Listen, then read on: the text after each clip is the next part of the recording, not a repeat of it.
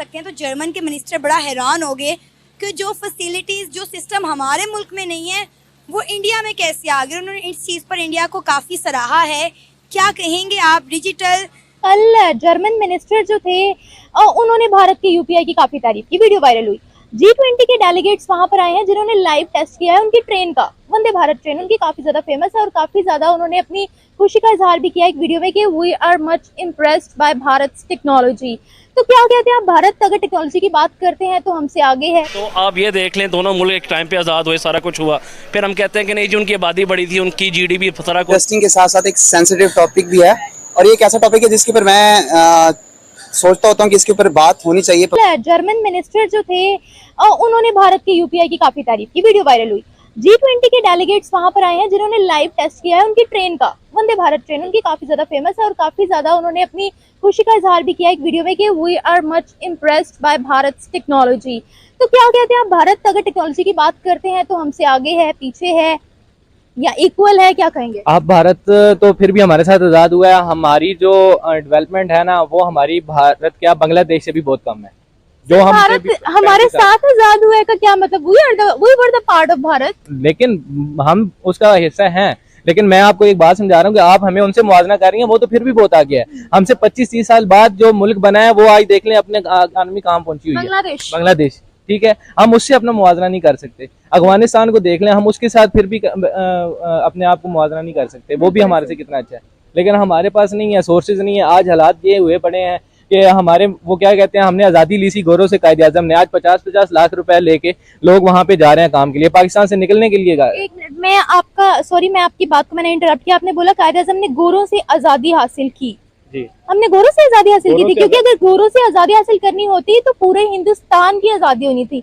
हम लोगों ने तो हिंदुओं से आज़ादी नहीं हासिल की। नहीं, बज़ाहिर तो हमने हिंदुओं से किया है, लेकिन उसका पहले तो ये गोरों से आजाद हुआ ना, उसके बाद हमें नहीं इनके साथ हमारा मुआवजा होता था कि अब दरअसल G20 की ऑफिशियल मीटिंग की तैयारियां भारत में बहुत ही ज्यादा जोरों शोरों से चल रही हैं और G20 की जो अलग अलग मीटिंग हैं वो भारत के अलग अलग राज्यों के अलग अलग शहरों में चल रही हैं, जिनमें सम्मिलित होने के लिए G20 देशों से अलग अलग डेलीगेट्स भारत आ रहे हैं और वो G20 मीटिंग में सम्मिलित हो रहे हैं। और इसी दौरान एक मीटिंग G20 देशों के मीडिया डेलीगेट्स की भी हुई है, जिसमें मीटिंग में सम्मिलित होने के लिए सभी G20 देशों से मीडिया डेलीगेट्स भारत आए हैं और वो मीटिंग में सम्मिलित हुए हैं। और इसी कार्यक्रम की एक वीडियो G20 इंडिया ने अपने ट्विटर पेज पर साझा करते हुए बताया है कि G20 देश के मीडिया डेलीगेट्स भारत आए हैं और उन्होंने भारत में आकर ये मीटिंग अटेंड की है और इसके बाद उन्होंने गांधीनगर से लेकर मुंबई तक का सफर वंदे भारत एक्सप्रेस में किया है। G20 देश के मीडिया डेलीगेट्स का वंदे भारत एक्सप्रेस को लेकर कहना था कि वंदे भारत एक्सप्रेस एक बहुत ही अच्छी और एडवांस ट्रेन है। इसी के साथ साथ आगे उनका कहना था कि इस ट्रेन के फीचर और साथ ही साथ इस ट्रेन में मिलने वाली सुविधाएं उनको बहुत ही ज्यादा पसंद आई हैं। अब ये भारत के लिए एक बहुत ही अच्छी चीज है कि भारतीय टेक्नोलॉजी को जापान, जर्मनी और अमेरिका जैसे विकसित देशों में पसंद किया जा रहा है, क्योंकि ये सारे मीडिया डेलीगेट्स वही न्यूज रिपोर्टर हैं जो कि अपने देश में अपने न्यूज चैनल पर 24 घंटे भारत के प्रति झूठी खबरें दिखाते हैं और भारत को एक गरीब देश बताकर भारत की इंसल्ट करते हैं। तो अब चाहे फिर वो यूपीआई की टेक्नोलॉजी हो या फिर वंदे भारत की टेक्नोलॉजी हो, ये सब देखकर दुनिया भर के डेलीगेट्स को ये पता तो चलता है कि भारत को वो जैसा मानते हैं भारत वैसा बिल्कुल भी नहीं है। और इस सब से भारत को फायदा ये होगा कि ये जो न्यूज रिपोर्टर भारत के प्रति नकारात्मक खबरें दिखाते रहते हैं, अब वो जब भी भारत के प्रति नकारात्मक खबर दिखाएंगे या फिर अन्य प्लेटफॉर्म पर भारत के प्रति कुछ गलत बोलेंगे तो वो कम से कम ये तो सोचेंगे कि आखिरकार अगर कल उन पर ये सवाल उठाया जाता है कि आप झूठी खबर बताते हो तो फिर उनके सामने कहने को क्या रहेगा। मतलब कुल मिलाकर वो एक झूठे रिपोर्टर हैं और जो उनकी कंपनी है या फिर जो उनका न्यूज चैनल है वो झूठी खबरें फैलाता है, ऐसा आरोप उन पर लग सकता है। तो इसीलिए अब से वो भारत के बारे में खबर बताने से पहले सोचेंगे जरूर। It's a great pleasure to be on your train here today. I'm very impressed by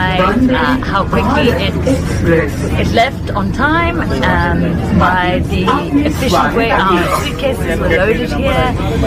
It's very comfortable. There's a lot more space than you would find in a train, and It's very interesting also to see the Indian countryside. So for me, it's a great pleasure to be on your train. यहाँ पे Srinagar city और smart city वहाँ G20 की meeting हो रही है। उसके अलावा 200 कार जो बसेस टाटा वालों ने भेजी अपनी जो प्राइम मिनिस्टर मोदी, वहाँ पे बात मकसद वहाँ पे रेलवे बनने जा रही है। उन्होंने ना एक ट्रेन बनाई है, वंदे भारत जो ट्रेन बनाई है, लॉन्च की है, वहाँ पे वो रेलवे ब्रिज बनाने लगे। सर क्या कहेंगे इस बारे में, इतनी डेवलपमेंट कर रहे हैं वो? मैं सिर्फ यही कहूँगा कि आपने मुझे बताया, क्वेश्चन किया कि वहाँ पे इतनी डेवलपमेंट हो गई है, G20 का इजलास हो रहा है वहाँ पे श्रीनगर। पाकिस्तान, मेरा एक क्वेश्चन है कि पाकिस्तान G20 में भी आता है कि नहीं आता?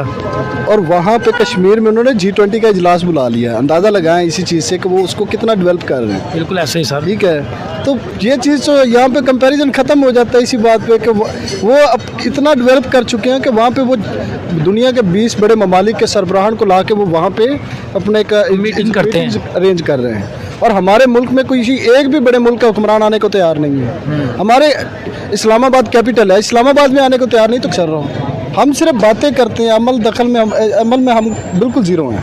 हमारा इसमें दोनों मुल्क एक टाइम पे आज़ाद हुए, सारा कुछ हुआ, फिर हम कहते हैं कि नहीं जी उनकी आबादी बढ़ी थी, उनकी GDP सारा कुछ। फिर बांग्लादेश को देख लें, तो हम कब तक इंस्टीट्यूट्स को और सबको ब्लेम करते रहेंगे? सवाल ये है कि जो इन पॉलिटिकल पर्सनैलिटीज़ को जो पावर देता है वही इस मुल्क के साथ सिंसेयर नहीं है।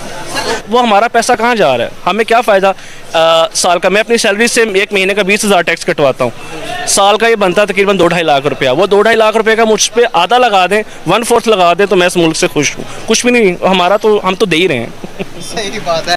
कारगिल का आपने नाम सुना होगा। कारगिल बॉर्डर पे इंडिया वाले ट्रक लेके आते हैं, इंडिया वाले कारगिल बॉर्डर पे ट्रक लेके आते हैं, पाकिस्तानी फौज गधा गाड़ी पे जाते हैं। ये तरक्की हो गया गिलगित बल्तिस्तान में, कारगिल में। मतलब क्या कहना चाह रहे, वहाँ से जो इंडिया की फौज जो आती है वो कंटेनर्स में आती है? कंटेनर्स आते हैं। ओह, तो हमारे गधा गाड़ी में जाते हैं? हमारे गधे जाते हैं। यही ना, हमारे जो बेसिकली मैं हूँ खपलू से हैं। खपलू में 1971 की 3 गाँव इंडिया में चला गया ना, उसके उधर हमारे रिश्तेदार वगैरह अभी भी उधर है, फ़ोन पे अभी बात होते हैं ना, तो उधर तो बहुत अच्छे है, तरक्की और सड़क भी सब कुछ बहुत अच्छा है। हाँ जी, हमारे रिश्तेदार उधर है ना। एक आटे के बारे में क्या बताते हैं? आटा कितने किलो वहाँ के जो रहते हैं, जो कि गिलगित बल्तिस्तान के लोग आते हैं इंडिया में, वो क्या बताते हैं? वहाँ जो 10 किलो वाला यहाँ पे 1100 में ना, वहाँ पे शायद 350 या 400 में है। वो आखिरी बॉर्डर पे है। इतना मिलता है। अभी लाहौर में आप देखो 2000 में आटा नहीं मिल रहा है, और आटा महंगा इतना हो गया है कि मिल ही नहीं रहा। और दरअसल भारत सरकार की तरफ से ये G20 मीटिंग करवाई इसलिए गई है ताकि वो दुनिया भर के लोगों को भारत की संस्कृति, भारत का विकास और भारत की महानता के बारे में बता सकें। अब इन मीडिया डेलीगेट्स पर आपकी क्या प्रतिक्रिया है वो आप मुझे नीचे कमेंट में जरूर बताइए।